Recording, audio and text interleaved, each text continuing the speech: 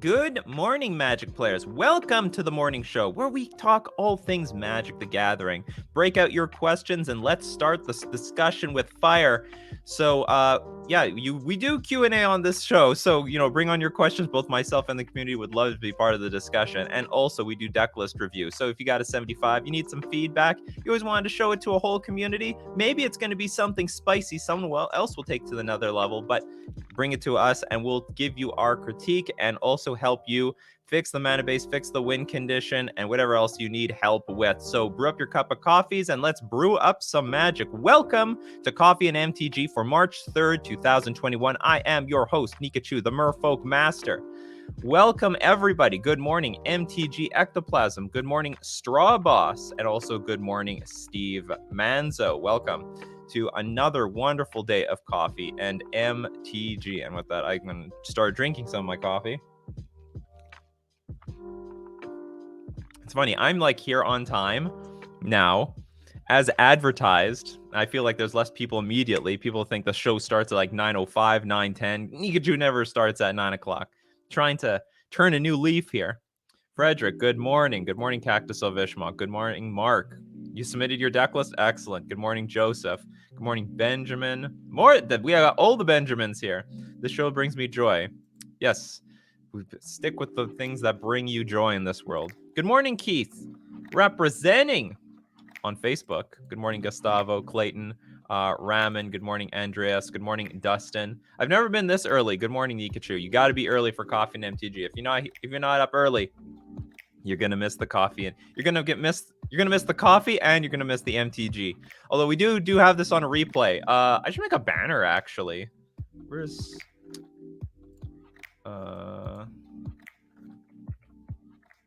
YouTube Nikachu MTG streams. There we go. This is where the replays are. If anyone wants to know where the replays go, a lot of people don't know. I have a second channel where I put gameplays and I just dump the Coffee and MTG streams. Well, actually, it's going there live as we speak. Some people are there already. Oh yeah, I got 12 people from Nikachu MTG streams. They love it there. It's where the videos get to hide anyway. It's where they get to live. Morning, Ninja. Good morning, Joseph. Good morning, NVR. Good morning, Joseph. MTG Box, Abel, Dustin, Skith, Braden, and Doom King. All right. So if you've never been here before, this is how it works. Please give me 3 question marks before the question, 3 question marks after the question to help me find your questions in all the comments that I'm going to be receiving from my YouTube pages and my Facebook, Facebook page. Or you can cheat the system with super chats if you're on YouTube. I do have to say, I'm going to get a notification. If you donate $5 or higher, I get a notification. They'll push you above everybody else. But if you donate less, because it seems like this problem is not getting rectified, your comment will stand out in the chat, but I don't get a notification. Just a heads up to people. Good morning. All right, we got starting this off with MTG Ectoplasm. Have you ever challenged your viewers to create a pauper deck for Merfolk? I've never challenged my viewers because I've never cared. My viewers, however, have challenged me. And so here's the problem with pauper. I mean, we can go to Scryfall. Let's go to Scryfall. Let's go to advanced search. Let's look up card type, creature, Merfolk. It can be blue or green at most of these colors. And then we'll look at legal and pauper. There's not much to work with here. Like, it's a bunch of genuine garbage. Like, I remember when I was looking, people were asking me, can you make pauper and can you make Merfolk and pauper Nikachu? And I'm like, this 4-mana 2/2 that I can pay a blue to make it unblockable, this is like one of the better cards. This is strictly one of the better cards out there. There's just tons of, like, Augur of Bolus. How do I use this? How do I use this? I can't. There's just so much garbage here.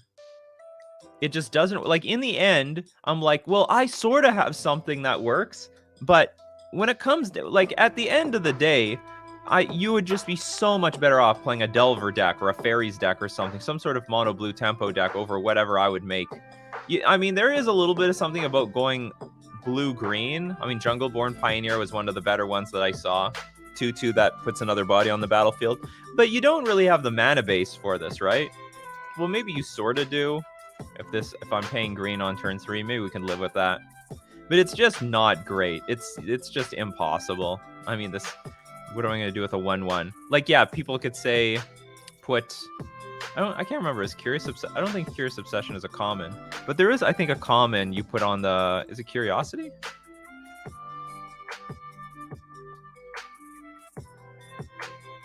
Not legal in Pauper. So how do I make use of any of this crap? I think it's impossible. I think, like, you could make one, but it wouldn't be any good, is the problem.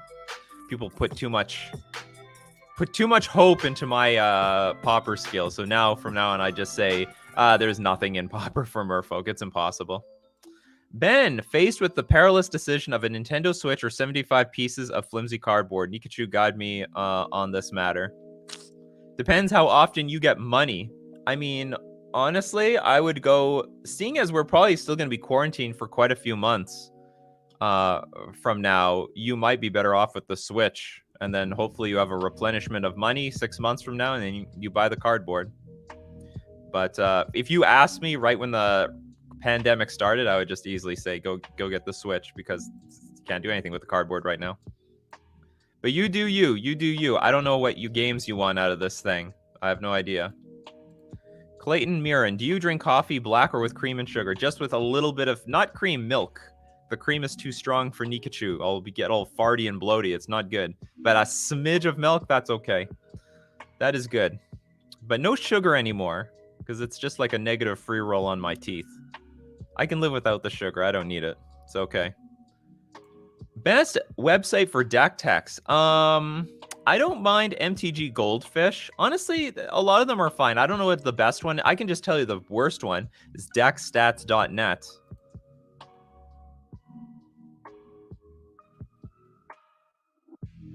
I really have not seen I can't define what a good one is, that they're so above and beyond anything else. But this one is a pile of shit. This is a very bad website. Show me some, I want to, look what they do. Look, they barely show you the card. I think this place is terrible. You can't see the card. They try to highlight the words. Okay, that's fine, but why not just make the card really big? Anyway, this is the worst site for presenting. I don't know if there's necessarily a good place, though. Thanks for asking, though, Mark. LSF Gorel, what do you think about an Abzan control deck with Arbiter, Ghost Quarter, the new GB command, and some more land destruction? Arbiter, Ghost Quarter. So you're making a taxes deck, essentially. I'd be very... You know what? I don't think you should go 3 colors. I think at best you should go... I don't think going 3 colors for the command is worth it. You're a 4-color deck, practically. You know, if you look at Death and Taxes, it's like not exactly a monocolor deck. It's a pseudo 2-color deck because they're playing with a lot of Field of the Deads and Ghost Quarters. So they have a lot of colorless mana very often, but they can deal with it because they're basically a 1-color deck. But they're essentially a 2-color deck. And if you want to go in the direction of 3 colors and still have colorless lands, that's going to be tough. That, I think, is going to be too tough. So I actually think you should try to narrow it down to 2. And of course, you're going to have to lose the command because you can't play Arbiter in that deck. I mean, you can always prove me wrong, but it sounds clunky. The mana base sounds clunky. Mikey J, good morning, everyone. What are the chances a time-shifted Ether Vial gets printed? I don't know. That'd be a sick reprint, though. That would be a sick reprint. I want to say it's low.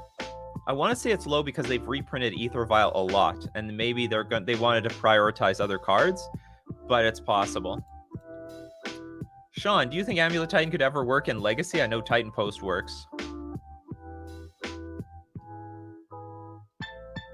I think you're gonna have trouble beating Wasteland.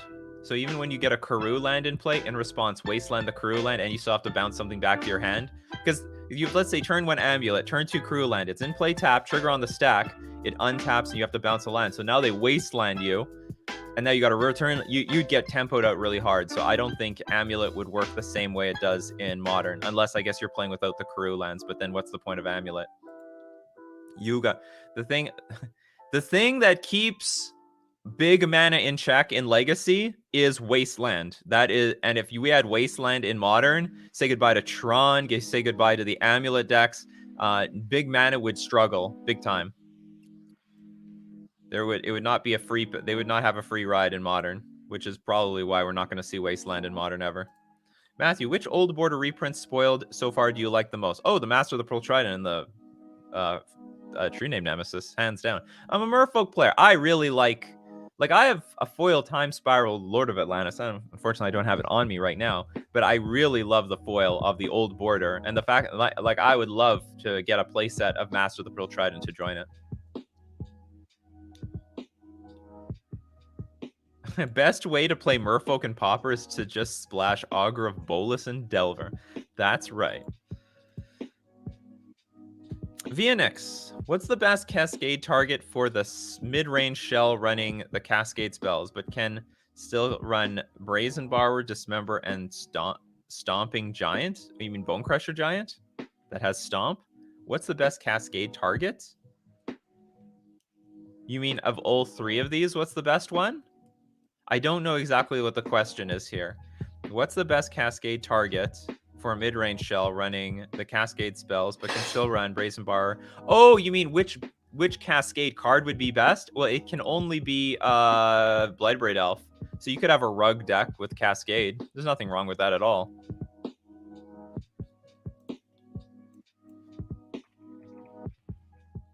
In fact, it sounds very interesting. This is probably your best spell to cast all these spells. It would be a 3-color deck, but it would work. I think it would work, especially since Dismember requires no mana. Dismember would be very painful. I'm sure you could live with something else. But anyway, I think this is probably your best Cascade spell. Ooh, thank you very much. Greetings, Tommaso. Is Arena available on the Switch? Not yet, as I know of. Probably will get there eventually. Dustin, could there be a way to make Torgar, Famine Incarnate, good in Modern or Pioneer? Maybe with Higatsu's Second Right as a finisher? Probably not. Well, I mean, probably not with the Higatsu's Second Right. That's so situational. Okay, what do we got here? Oh god, there better be some cheap way of getting this in play. This is 8 mana. As an additional cost to cast this spell, you may sacrifice any number of creatures. The spell costs 2 less to cast for each creature sacrificed this way. When Torgar Famine Incarnate enters the battlefield, up to one target player's life total becomes half their starting life total rounded down. It's just too hard to get this thing in play. It's just impossible. I mean, I see your combo. Maybe... How do you do this?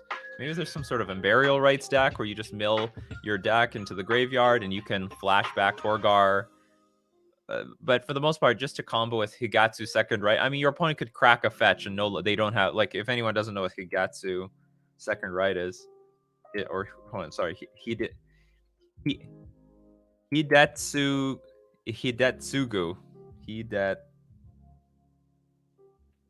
Just gonna write this. It's gonna find it. Hidetsugu's Second Right. If a target player has exactly 10 life, Hidetsugu's Second Right deals 10 damage to that player. It's the most cheesiest win of all time, but it's so easy to play around. They just have to hold up a fetch land. And when you cast this thing, they crack the fetch land and plays around it. So I think it's too janky. Too janky. Have you heard of Penny Dreadful? If so, have you played it? And what's your opinion on the format, Magengar? I've not played it, but our own Lord Magicus from the Murfolk community does play it frequently, and he's killing it with Murfolk. Just absolutely because the Murfolk is very cheap online, very, very cheap.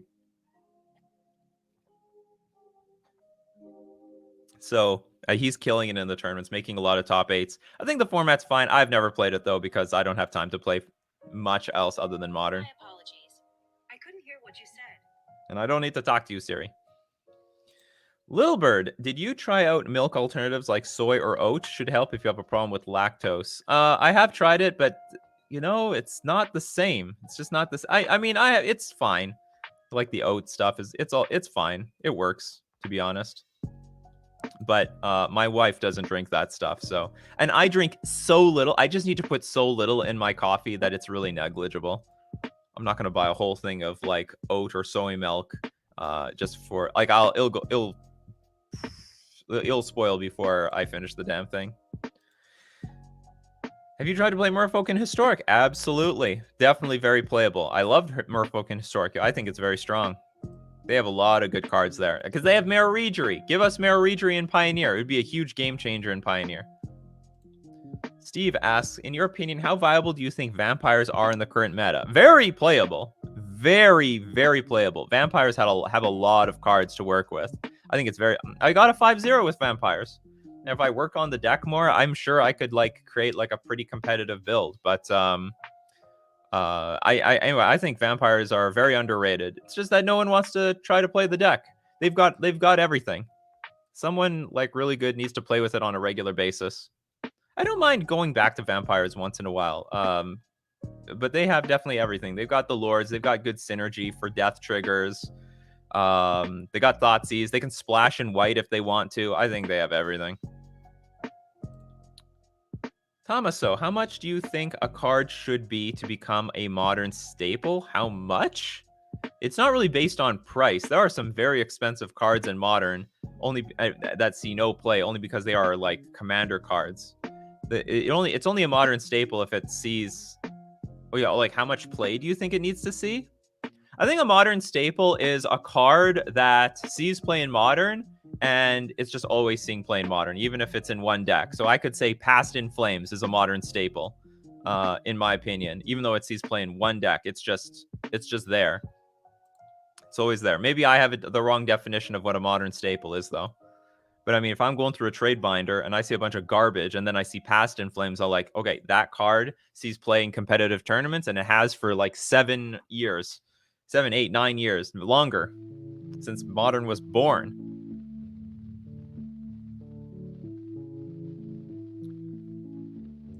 Tontoro, why is Ponza called this way? I actually don't know. I heard this, so this is just something I heard, and maybe I'm just going to be spreading rumors about it, but apparently on the night of a pro tour where the Ponza deck was going to get revealed, there was like a pizza parlor or something. Maybe someone knows the actual answer, but I'm just going to give you the BS that I heard through I don't know, as a rumor. There was like a pizza place that might have been called Ponza or something like that. Well, whatever. They ended up naming it off after the pizza parlor that they went to the night before the tournament. Does anyone know where Ponza came from? Does anyone know where Ponza came from? What a hell of a deck. I totally understand the confusion. I mean, like, what the hell does Ponza mean? Does it even have a definition? Let me try to look it up online. Ponza definition. A deep fried calzone, best eaten when drunk or stoned. Okay, so we have an idea. So maybe we now know where... Here, I'll show you what I see. A deep fried calzone, best eaten when drunk or stoned.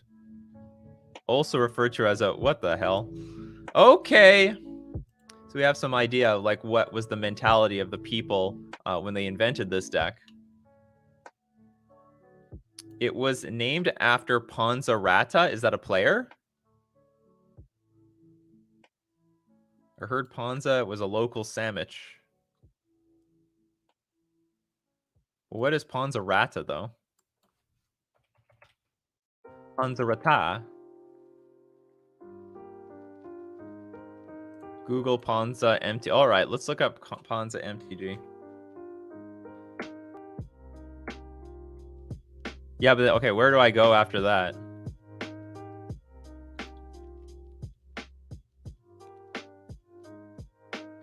I'm at Card Kingdom at some sort of vlog, but I don't know if it gives the birth of the name. No, it does not say this. It's named after a deep-fried calzone. What the fuck is a calzone? All right, whatever. How do you feel about Tybalt's trickery in Historic? I mean, if it's banned in Modern, it probably should just be banned everywhere else. I mean, I understand it's... I mean, I even hear that people are complaining about what it's doing in Standard. So, I mean, if it creates still these BS decks, you should just get rid of the BS decks out of the format. But maybe the most egregious format that it was legal in was Modern. So that's the priority. Did you see Aspiring Spike Squirrel Blade with Toski, Bearer of Secrets? Yes, and I linked it as one of my recommended Stoneblade decks for my top 10 decks to beat for the month. If Wasteland were printed into Modern, then do you think those Tron cultists would give up on the deck? Because I don't think they would. Well, they wouldn't give up on the deck, but they would win a lot less. Like, there is just, like... If you're a Jund deck, for example, Jund with Wasteland, the Jund player will now have like an infinitely better time winning against this thing. I mean, their win percentage would just collapse hard. They would, of course, everyone will still play their decks. People still play Cloud Post and Legacy, but I mean, you're fighting against Wasteland. Do you think Mono Blue Tron is at least playable? Absolutely. It's such a pet deck, and I kind of want to finally get it. It's been played for forever. There's a few pilots. There's at least two, I think Trell and MTG, and also... I can't remember the Russian guy. There's another guy who plays the deck. There's actually two more people who play the deck, but one guy who's still playing it pretty regularly. It's a super playable deck. Can I finally play Archangel of Thune in Modern again? You could, but I mean, so Archangel of Thune is the classic way of comboing off.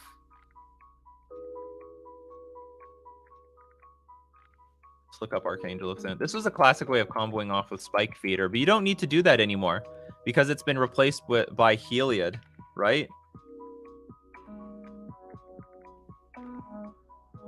This is your Archangel of Thune.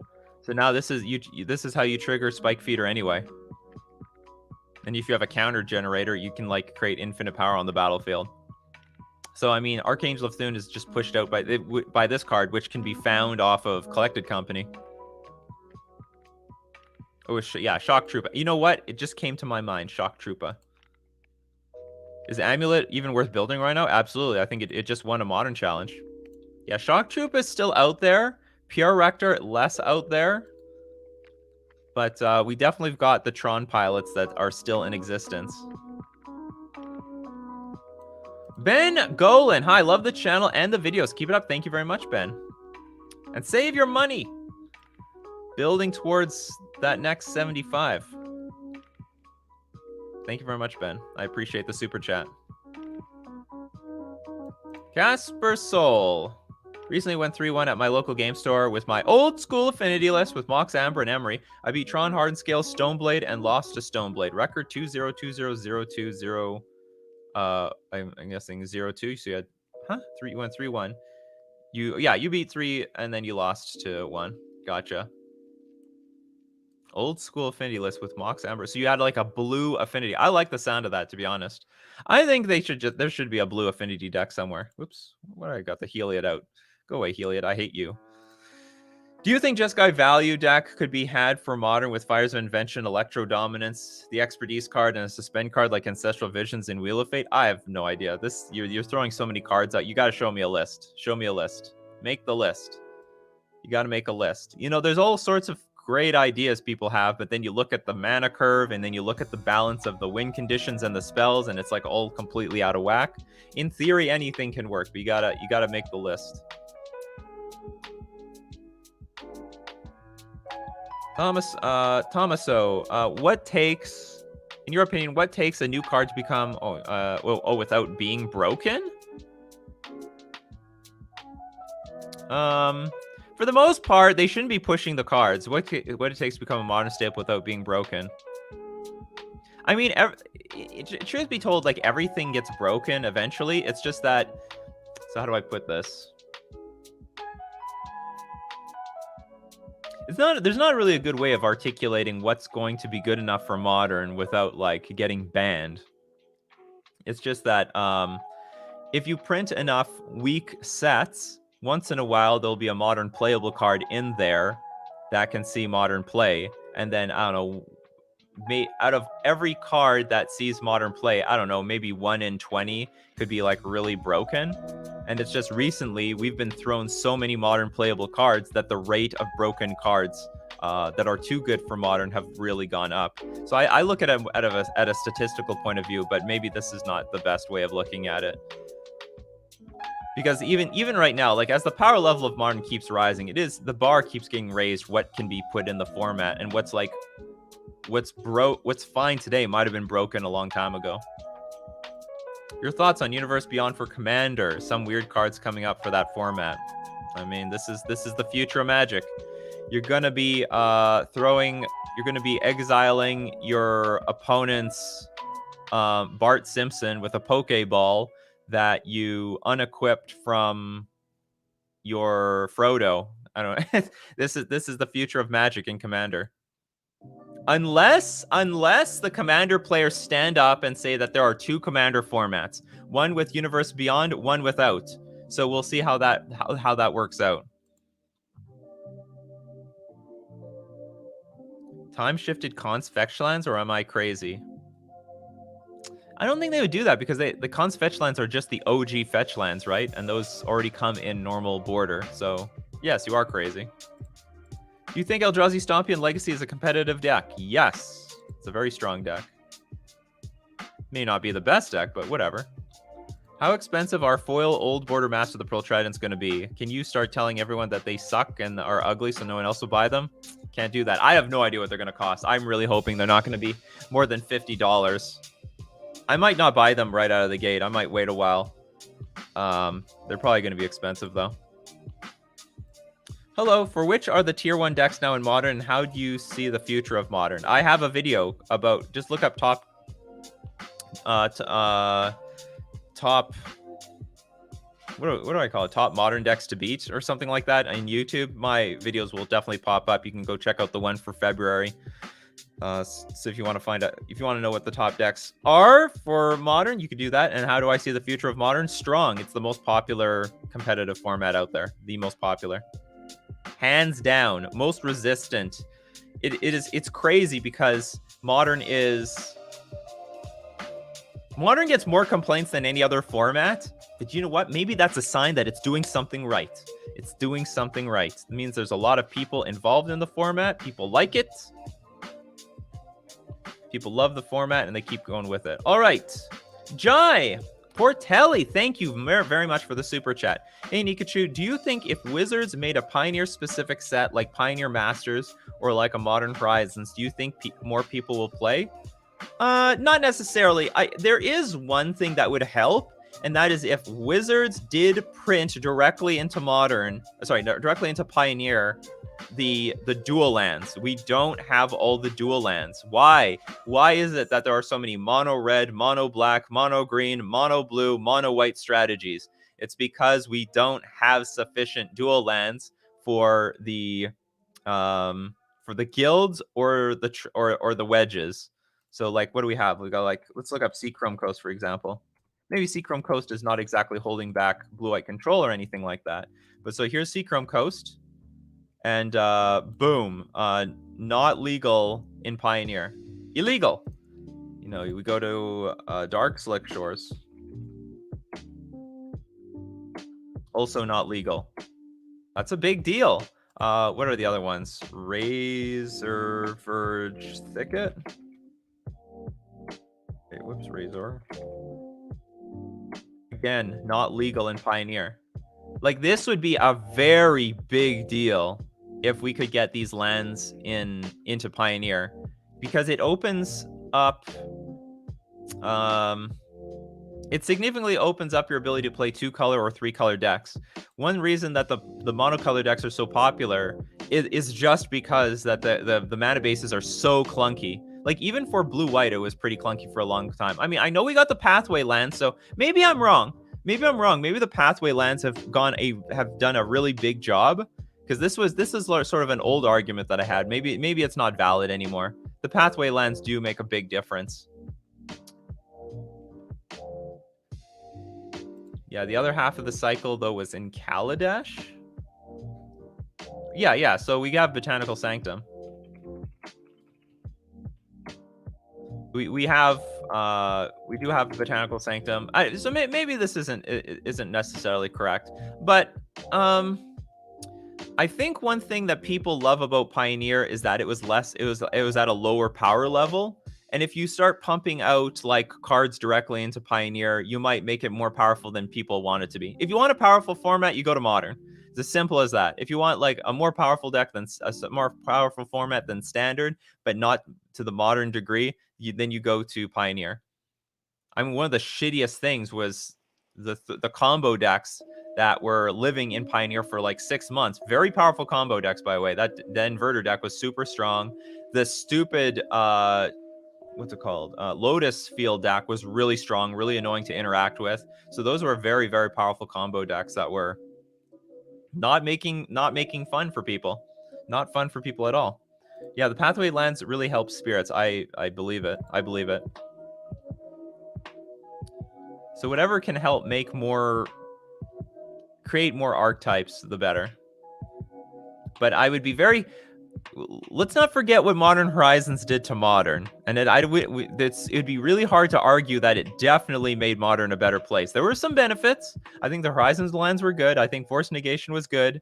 I think Force of Vigor overall was good. Maybe I'm wrong about that because it's being used in the combo decks, but for the most part, I think it's a good thing to print more answers. But that was a very debatable set.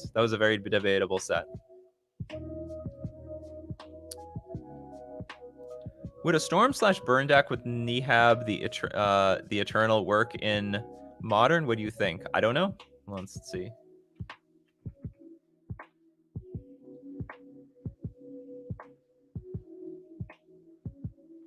You got the wrong name. I don't know what this is. Sorry.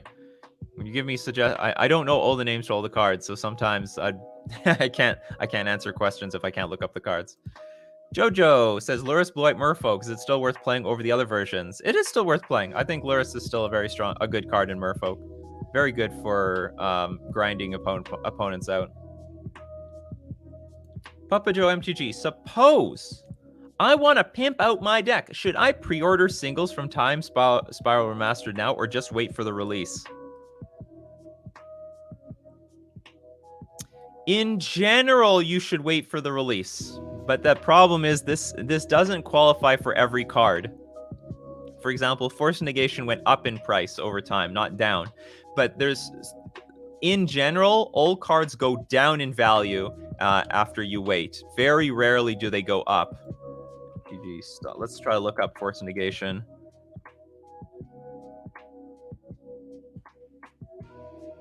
So it comes down to how much you want to gamble. Okay, so here I got Force Negation up here. So it started at like the foil was 140-ish, then it shot up to like 240, then it went back down and leveled off. Oh, it actually went lower than the pre-release. See, the pre-release is always super high. And it went down and then it shot up, and then it seems to have leveled off. Maybe this, however, is the result of COVID. People had to sell their cards because they needed the money, and now it's gone up a lot over time. Generally, my strategy, as I don't like to pre-order cards. I mean, unless I need the cards for opening weekend, the cards are always, generally speaking, going to go down in value. Sometimes they spike up. This is a card I think highly desirable by every format, which I totally missed. I didn't know Force Negation was going to be played in like every blue deck, and also in Legacy. So I completely missed that. So that's why the foil just shot up by quite a bit. I think when it comes to Merfolk, though, I don't expect that the foils are going to like shoot up after release. I expect if they do, they'll eventually go back down, and I'll wait for it on the down tick, in my opinion. I built a super dumb that is a mix between Stormburn and Jund. I thought it would be fun to play with some laughs, but somehow it works. Congratulations. Good work there, CJ. Whatever works for you. Whatever works. Benny, do you think Tarmogoyf has a future in Modern? Could it be printed into Standard? It can't be printed into Well, actually, maybe it can be printed into Standard. It was apparently a very underwhelming card in Standard, which is why, like, believe it or not, everyone thought Tarmogoyf was a piece of shit when it came out. And I don't know who, someone somewhere between Luis Scott Vargas and some team of other people realized, holy crap, this card is like really good in Legacy. And so they like bought up a bunch of Tarmogoyfs for $1 or $2 a piece. And they just hoarded a million Tarmogoyfs. And yeah, that's just history from there. But it definitely has a future in Modern. It is the largest creature you can play for 2 mana with very few conditions attached. Like, it's not like Scourge of the Skyclaves where you need to like lose life in order to make that thing a big creature. I think Tarmogoyf has plenty of a future in Modern. Hollow Soul King asks, is Urza still viable even with Mox Opal gone and replace it with maybe Mox Amber? Yes. I do think that I don't know if Mox Amber is the right replacement, but Urza is still obviously very good card. Very, very good card. So good, people said that it was the reason Mox Opal got banned. Okay, so you ban Mox Opal, you ban Oko. Now where's Urza? Where's Urza? It was so good it got other cards banned. No, those cards made all those other cards look way better than they actually were. Now Urza, definitely super strong card. Let's get Urza up here.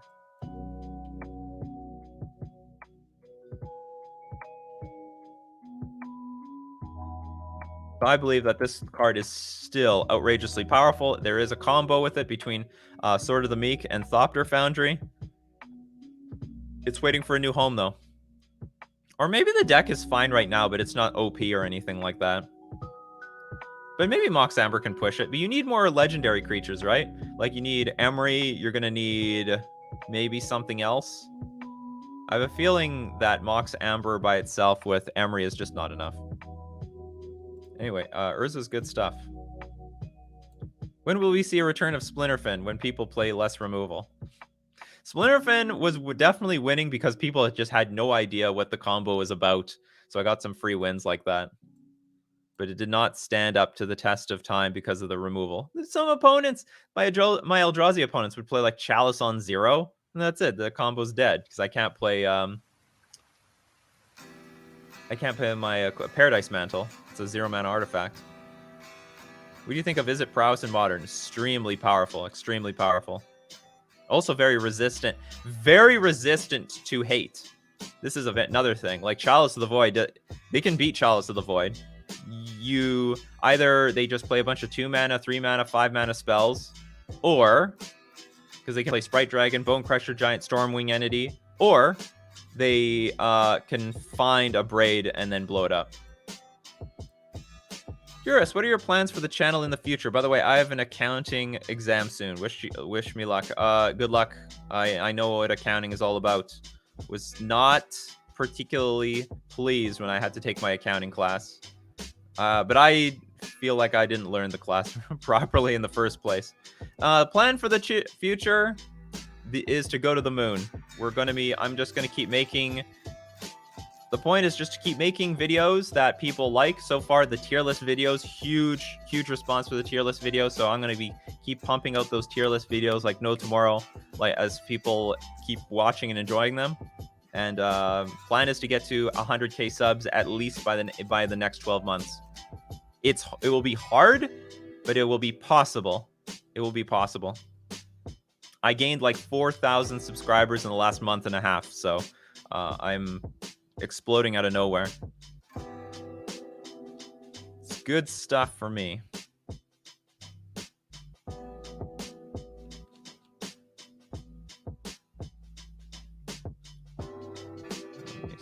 Where am I here? Zach Herman. Out of the fair decks, Jund, Rakdos, Gruul, which you think, say, has a better place in the meta? Personally, I think King is the worst. I don't know which one's King. Jund? Because it usually loses to Blood Moon. So what do you think? Okay. Oh, yeah, it has to be Jund. So Jund and Rakdos are very similar. Now, I would want to lean towards Gruul. It is just a really good proactive deck, but Gruul definitely will get its edges when Blood Moon is well positioned. And if Blood Moon's not well positioned, then sometimes that deck is a little poopy. But then again, you could like sideboard the Blood Moons and still have a good proactive aggro plan. So I like Gruul a lot. Anyway, I like Gruul a lot. And I think they have a lot of game against a lot of decks. Like Clothis is like quite a good card. Next up though would be like they're all sort of in a similar power level. Well, I mean Jund and Rakdos especially.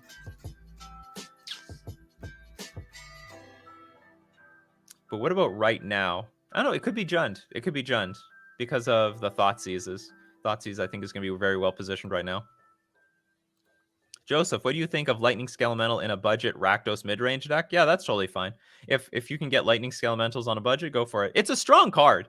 It's just hard to just jam in any deck, but the effect is amazing. I mean, it's some huge chunk of damage, and your opponent has to discard 2 cards. Thoughts on lesser play tribal decks like Slivers and Elementals? Requires some tuning. I'm sort of curious about getting into Slivers. I want to get into Slivers, but I just don't want to dedicate the time for it. And Elementals is a strong deck. It just needs the right pilots behind it. Like Elementals can do some really busted stuff. They have really good cards. They have a great tutor to like stack like Elementals on the top of their deck. CJB, keep up the videos and lives. Oh yeah, the live shows. Thank you very much, CJB. Thank you very much for the super chat. Thanks for the $3.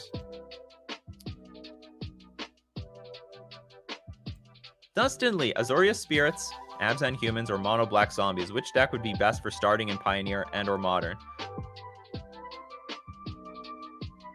Oh, if you want both, I think Azorius Spirits is probably your best bet.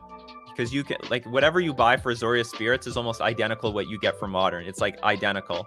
Whereas Mono Black Zombies, I don't think you get all the Modern cards. It would be okay, but not great. And Abzan Humans would be just totally different from what you get for Modern, because you're a 5-color Humans deck in Modern.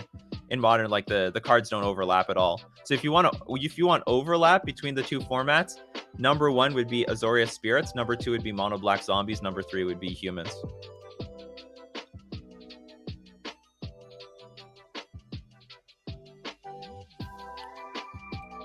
Casey asks, is Azorius finally the best control deck right now? Probably. We're gonna have to wait to see like how the metagame shapes up, but probably Azorius is the best control deck again.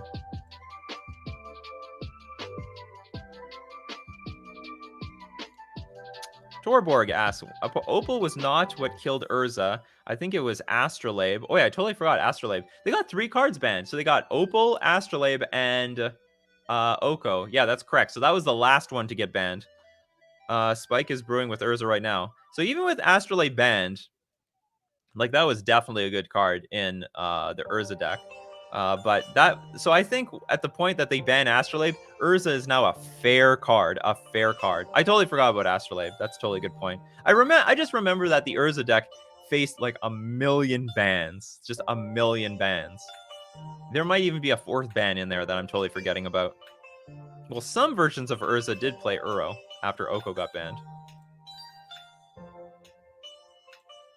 Max Guy, do you think Magmatic Channeler shares the same fate as Grimflare in that it just isn't as good a Goyf? You know what? I don't think so. I think Magmatic Channeler gives a lot of decks a reason to not splash green for Tarmogoyf. There's a lot of decks they just splash green for Tarmogoyf and that's it. But that makes you weaker to Blood Moon usually. So I mean, if you don't have to go out of your way to play Tarmogoyf, I think that it's all the better. Grimflare just straight up was too situational because it's a 2/2 by default, which dies to more things than say Magmatic Channeler. But you needed to attack with Grimflare and connect with your opponent in order to get value out of it. Whereas with Magmatic Channeler, it can sit on defense and then grind value by tapping it.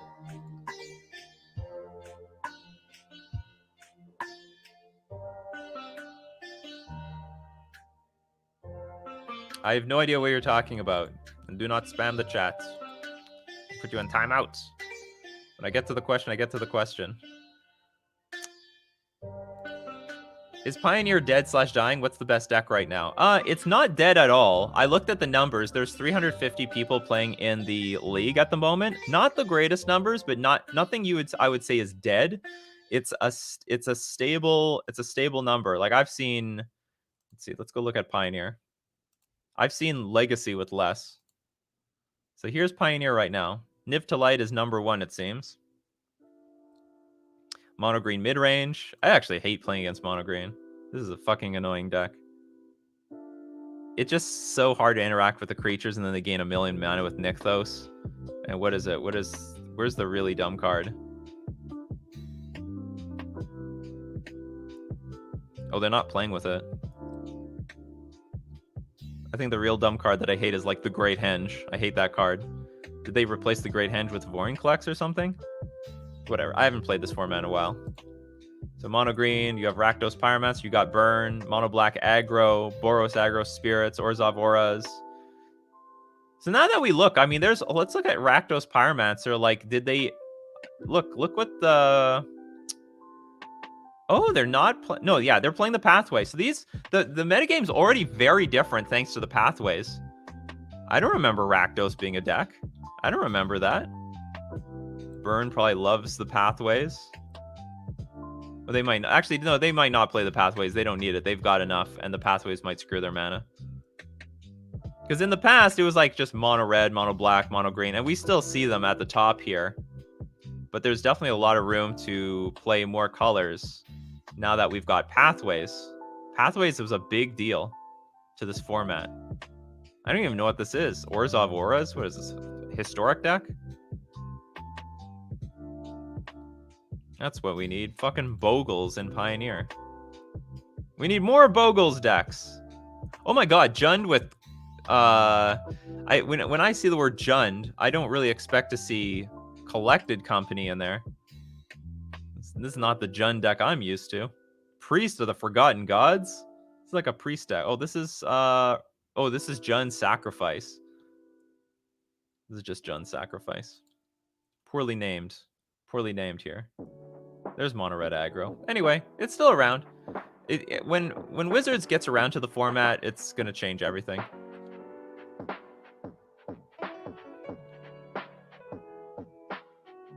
They reprinted Tarmogoyf? Okay, I gotta find this. Because we knew it was coming. Tarmogoyf. Twitter. If this is not working, I'll just search it up. Well, hold on, maybe I should look up what's it? Magic spoiler. Do they have it?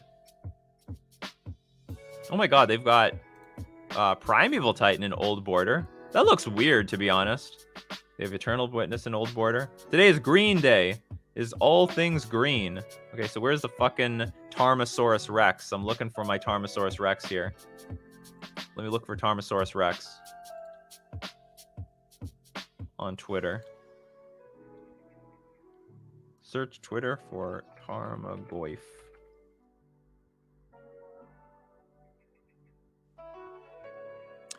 What?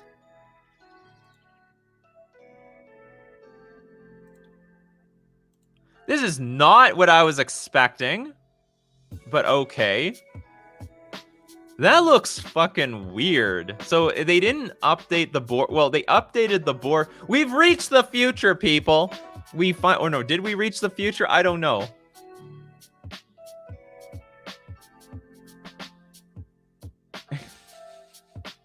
This is very funny. So, okay, this is not the old border. This is the old art on a new border.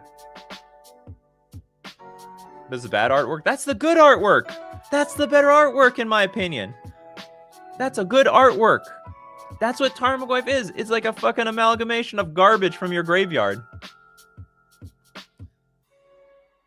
Okay, but I was heavily expecting like Tarmogoyf.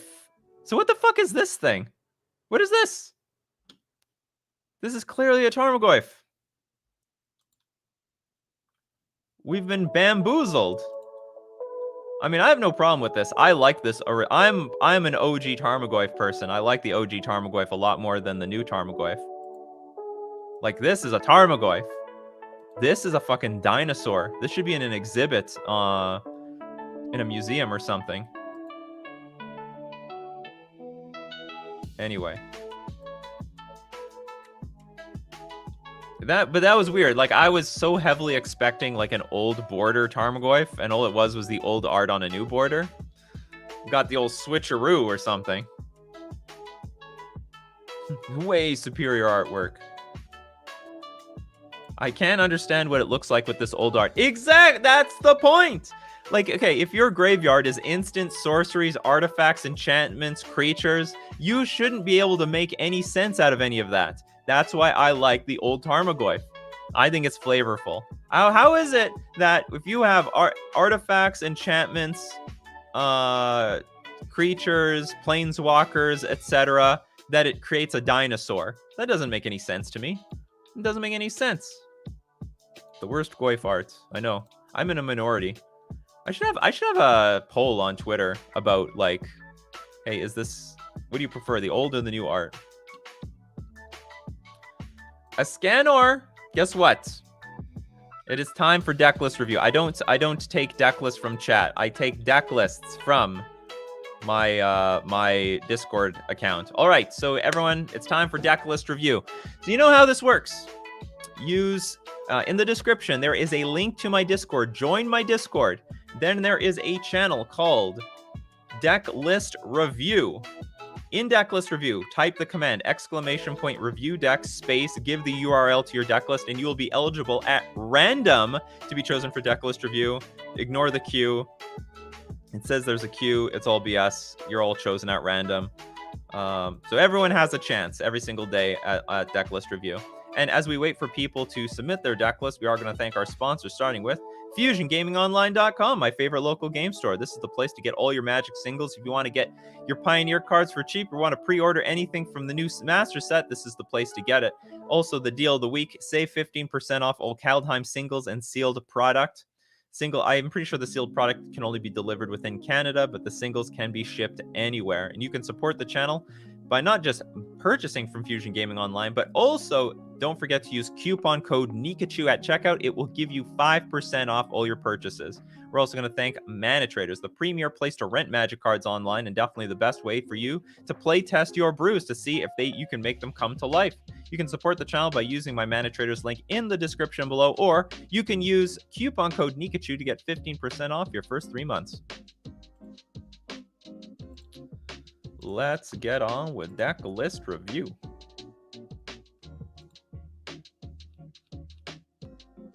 So surprised. What's with the old frame?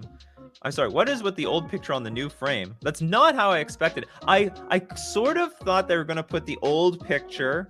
No, I actually thought they were going to put that new picture of the Tarmogoyf on the box on the old frame.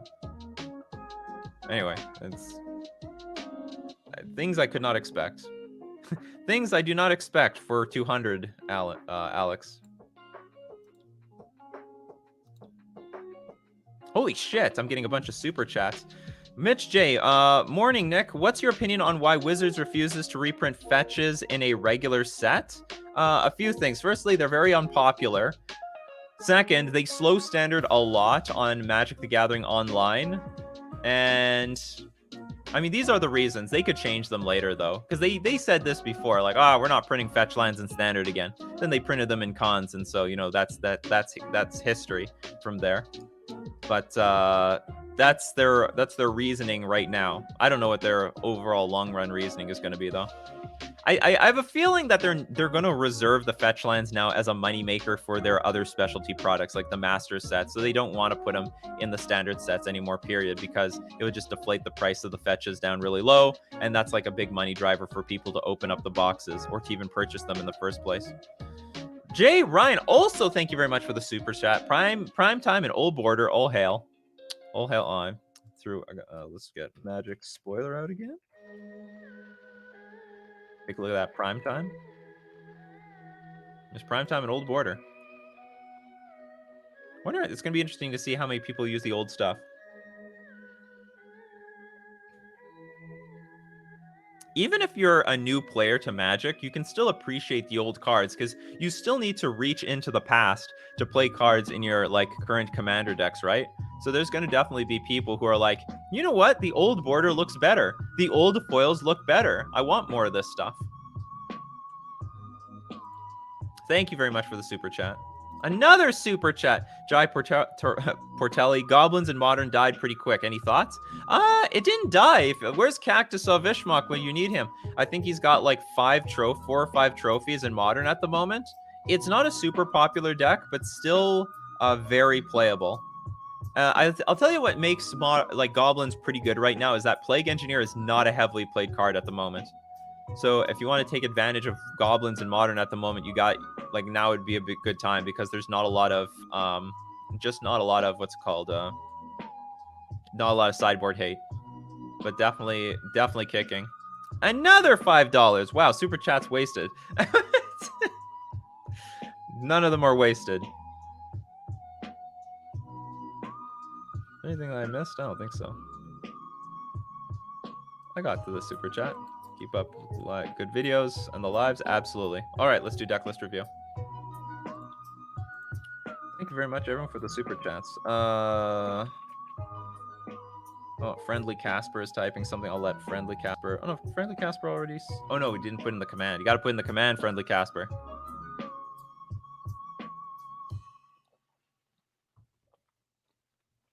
Here, I'll help you.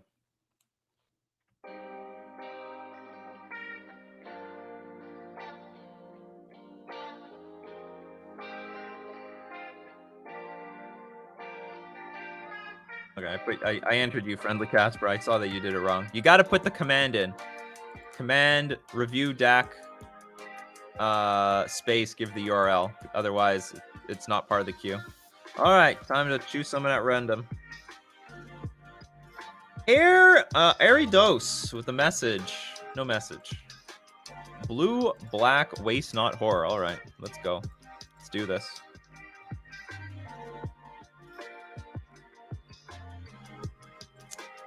What do we got here? We got a Lurrus, we got a Jace, Vryn's Prodigy, Seagate Stormcaller. That's a 2/1. Enters the battlefield, copy target next instant or sorcery spell to convert mana, cost 2 or less.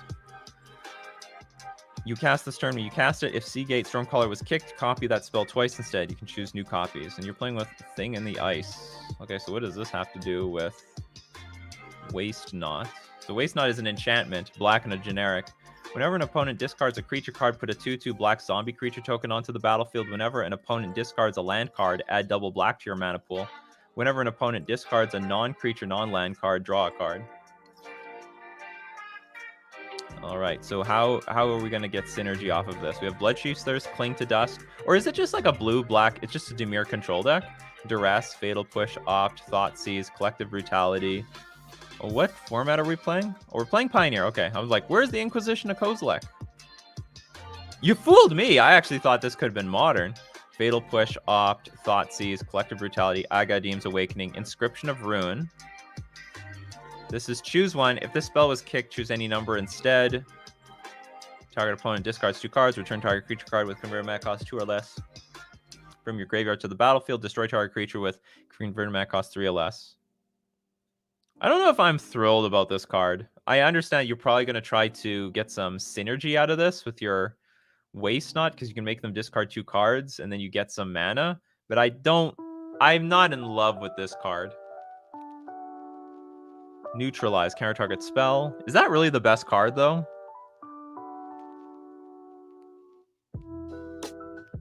Three mana counterspell, even though it has a draw card on it, I'm not really impressed with this card either.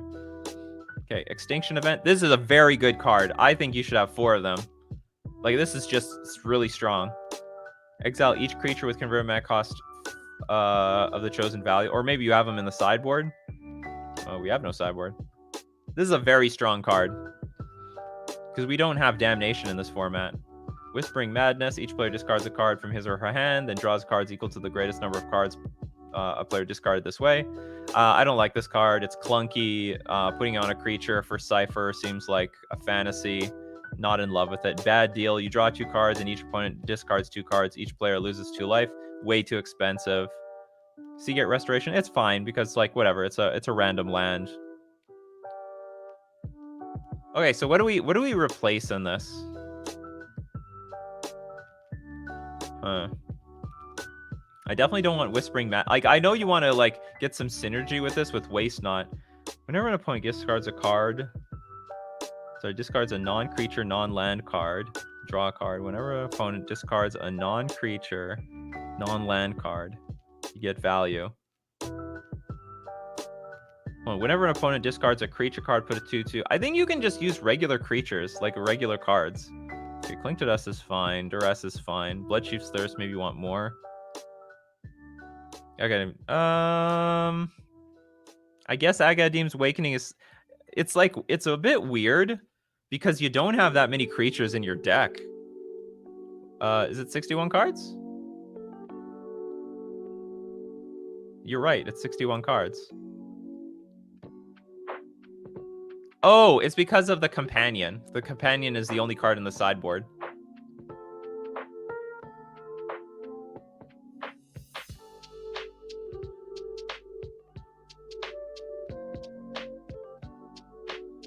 Maybe Dark Deal? I don't know what this card is. Each player discards all the cards in his or her hand, then draws that many cards -1. Each player discards all cards in his or her hand, then draws that. Now that is a serious card for... That's a pretty serious card to combo with Waste Not. So everyone discards their hand. Each player discards all the cards in his or her hand, then draws that many cards -1. Then you should hopefully have enough value. I mean, that's interesting. Like, I mean, that's a good synergistic way of using it, but it's not very good by itself. Like, it's pretty bad if you don't have Waste Not in hand. So this is more of a control deck, and I don't mind that at all. Like, let's just play it like a control deck, but we have Waste Not, and then all of a sudden I'm gonna Thoughtseize you, take your creatures, and then I'm gonna get a creature out of it. Like, that's pretty good. But I think the way that this deck is being designed is it's just a control deck, which I can totally respect. I have no problem with this. Yeah, Inscription of Ruin is just like, I think it's a bit weak. But at the same time, I mean, if you're going in this direction, I'd really just like to play it like more of a control deck, where you just have Waste Not and then you just slowly grind some value. At the very least, like, this target opponent discards 2 cards, target creature card with converted mana cost 2 or less from your graveyard to the battlefield, destroy target creature with converted mana cost 3 or less. The more I read this, the more I like it, to be honest. The more I read this, I think the better this gets. It reminds me of Esper Charm, but maybe a little bit better.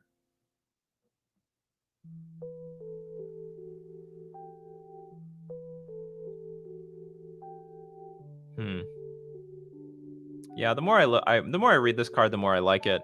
But I don't like Whispering Madness, Bad Deal, or the Neutralizes. I think these have to be replaced by something. At the very least, like, instead of Neutralize, play... Oh, what's the counter spell? That counters triggered abilities as well. Dissipate? I say this is not it. No, this is not it. Disallow, that's what it is. Can't cycle it, but like, it is just more... It's just better. I don't think you need to cycle a card like this. If you're gonna play 3 mana for a counterspell, this is way too expensive. If you wanna counterspell that cycles, you might as well get, like, what's it called? Censor.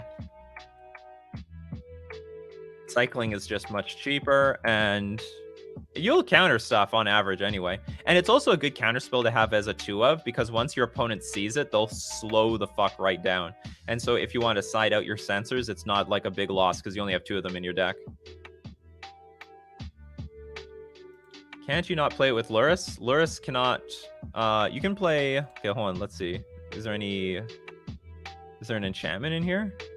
You can play any spell... You can only play permanents 2 mana or less. You can have anything. You can have a 10 mana sorcery. That all works. Luris just specifically says each permanent card in your starting deck has converted mana cost 2 or less. Okay, so I don't know. Maybe okay, what jank card that we were talking about? Dark Deal. Maybe instead of the Whispering Madness and the Bad Deal, and maybe instead of the Neutralize, maybe you could play Dark Fate in replacement. And this has great synergy with the deck, assuming you can get it off. But the only unfortunate part is, like, what I like about Inscription of Ruin is you don't need Waste Not out. Like, you need Waste Not out to make this card good. If you don't have Waste Not out, this card sucks. All you're doing is like paying three mana, doing nothing. It's pretty bad. Because I don't think this is an all-in waste not deck, is the way I'm looking at it. If I were to really make any big changes, I would take out the Whispering Madness, the Bad Deal, and add another like Duress and Collective Brutality or something, and then just call it a day. Clearwater Pathway, Fabled Passage. Sure. Mystic Sanctuary, Snow-Covered Island. You might even want to have... I'm not sure, but I think you might want to have some Planeswalkers in here. Like a Narset or something. I think the rest is fine. Alright, thank you very much for submitting the list. Cool list. I think Waste Not is... You know, everyone's trying to jam Bitter Blossom in their control decks. Maybe they should just be jamming Waste Not. I don't know, it doesn't deal any damage to you. I think the value is better. You get 2/2 zombies instead of fairies. I think it's a good deal. Oh, you know what? We can't play Narset with Luris. That's important. We can't play Narset with Luris. If Luris is that important. And I think Luris is a good card. Yeah, that's right. That's right, Cookie Ninja. All right. Found the errors of my ways. All right, next, Escanor. Congratulations, you're the next contestant on Decklist Review.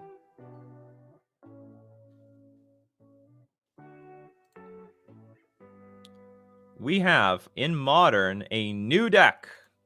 Looks like a Boros deck. So we have Fireblade Charger. As long as Fireblade Charger is equipped, it has haste. When Fireblade Charger dies, it deals damage equal to its power to any target.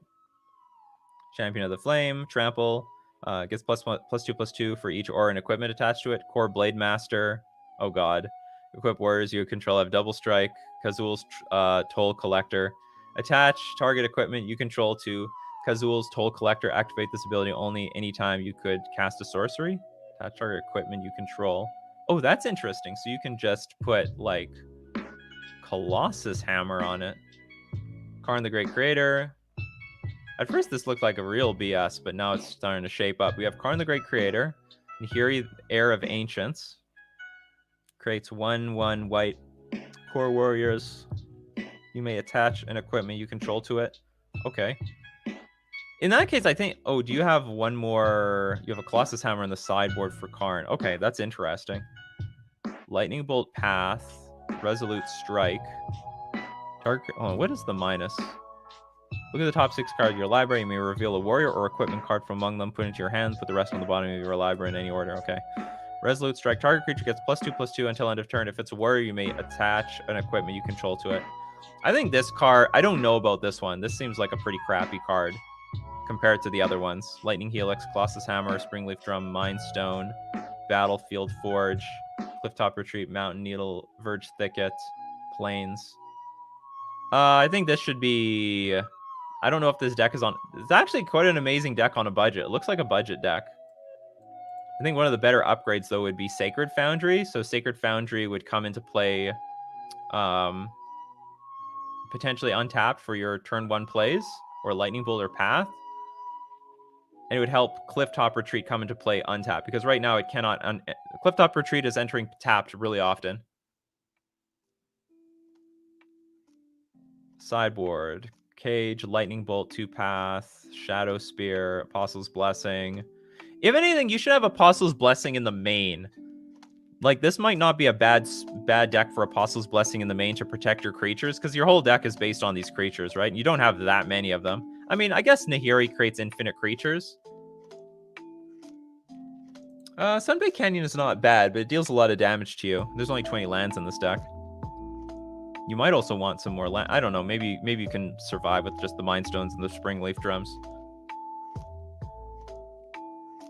Cut all 4-drops first, but I think that's the point of the deck. It helps find the equipments.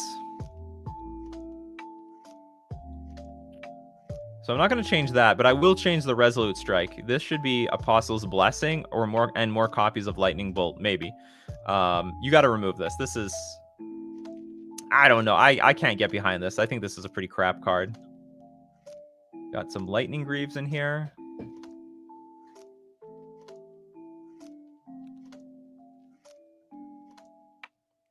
So you can Liquid Metal Coating your opponent to death. I wouldn't mind having a bridge in here, honestly.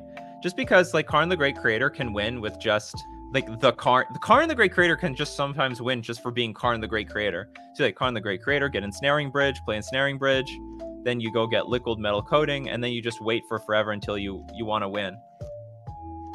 What is the ultimate? Nahiri, Heir of Ancients, deals damage to target creature or planeswalker equal to twice the number of equipment you control. That seems like a crappy win condition, to be honest. I don't know how to win with... Is there anything that can blow up artifacts? Because there's got to be a point where if you lock them out with, say, Bridge, and you lock yourself out too, I understand, but the point is you're the one in control, and you eat up all their mana, and then at some point you win the game. But I would consider that. I would consider having something like that in the deck. Embercleave seems unnecessary. This deck is Tronish.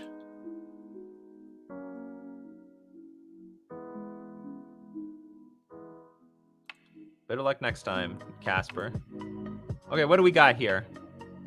Resolute Strike should be Sigarda's Aid. That's an interesting suggestion. They cast Aura and equipment spells as though they had flash. Whenever an equipment enters the battlefield under your control, you may attach it to target creature you control. This is not a bad idea. Although we need to find a way to dig. You know what this deck also could just use? It's that, well, I know it's a budget deck. So how much is Sigarda's Aid? It's like a little bit of money. Because I know this deck appears to be on a big budget. They've blown most of their budget on Karn the Great Creator. Karn's not that expensive. $32 for a playset? That actually seems pretty cheap for, I think, one of the most powerful cards in Modern right now.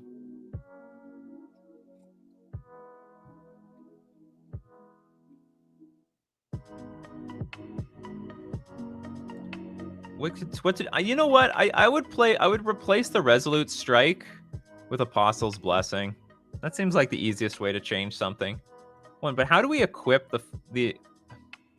Yeah, you're using this to equip a creature, but let's say you have Resolute Strike and you want to attack with something. You're going to play Resolute Strike on a creature, and in response, they're going to use a removal spell, and then you could completely 2-for-1. It seems like you might want a few more Kazul's Toll Collector, because for 0 mana, you can equip your Colossus Hammer. You also might want, like, just more... Damn, we can't play Cranial Plating. I want to say we want to use another equipment here. Could Akiri, Fearless Voyager, be good? That's enough. Whenever you attack a player with 1 or more equipped creatures, draw a card. You may unattach an equipment from a creature you control. If you do, tap that creature and it gains indestructible until end of turn. You know what? I wouldn't be looking at this card yet because it's not guaranteed. I think it's hard enough for this deck to equip the creature first and to attack. This is already playing at a stage far later than this. Like, hopefully we can just... I want to get into a situation where we can actually just crew things. Sorry, not crew. To attack with cards. With equipped creatures. Because it's not clear that this is going to be easy to do anyway.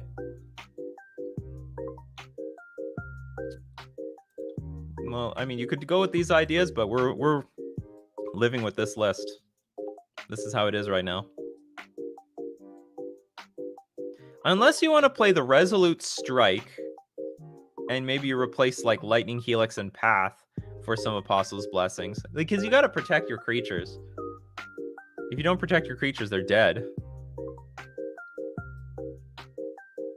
Yeah, not enough artifacts for pure Steel Paladin.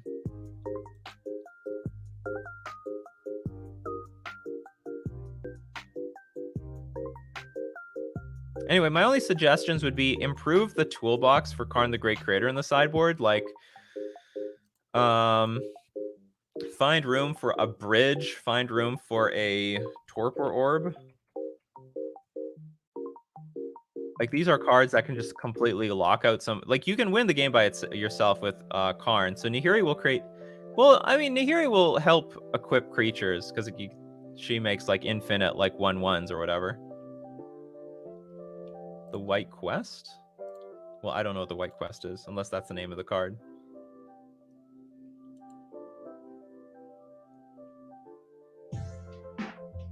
Yeah, Stoneforge Mystic is budget online. Oh, okay. So yeah, I think I can't recommend things like Ensnaring Bridge because they're just expensive. This is like clearly a budget deck.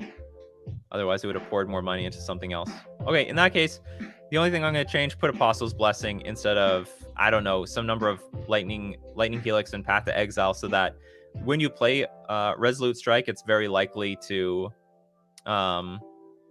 resolve, or you can resolve it through removal. That's all I got for you. I would have to honestly play test with this deck to really know what it's weak to. I mean, it's obviously going to be weak to removal. Like, it's super vulnerable to removal. It is a modern deck. This one's modern.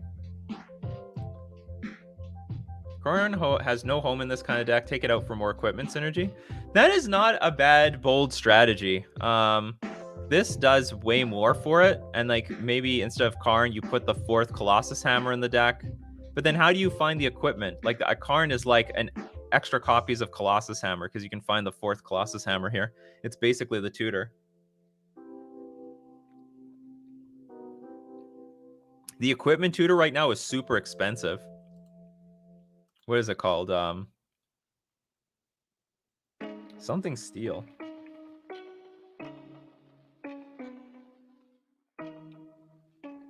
Maybe I'm wrong. Maybe oh no, it is. Yeah, Steel Shaper's Gift.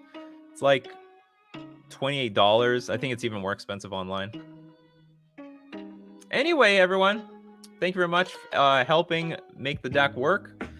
That's gonna be it for Decklist review. So if I didn't get to your comments or questions, don't forget we do this Monday to Friday, 9:00 a.m. Central Standard Time for your deck list and your questions. We do that. We're part of the conversation every weekday of the week. If you want to support the channel, or before I say that, a lot of people don't know that I have the replays to these streams on my other YouTube channel, Nikachu MTG Streams. Look it up on YouTube and find the replays if you can't make it in the morning. Also, if you want to support the channel, leave a sub at twitch.tv/NikachuMTG. If you got Twitch Prime, connect your Prime account to Twitch, and boom, you can actually support the channel for free at no cost to you. Or you could also support at patreon.com/NikachuMTG. So there, very much thank everyone for making me a part of your daily routine. And I got to remind everyone, this live show is nothing without all of you. If you all didn't show up, then we wouldn't have any conversation. So thank you very much for showing up every day, as I show up every day for all of you. So as usual, keep brewing up that coffee, and we'll keep brewing up magic. See you next time.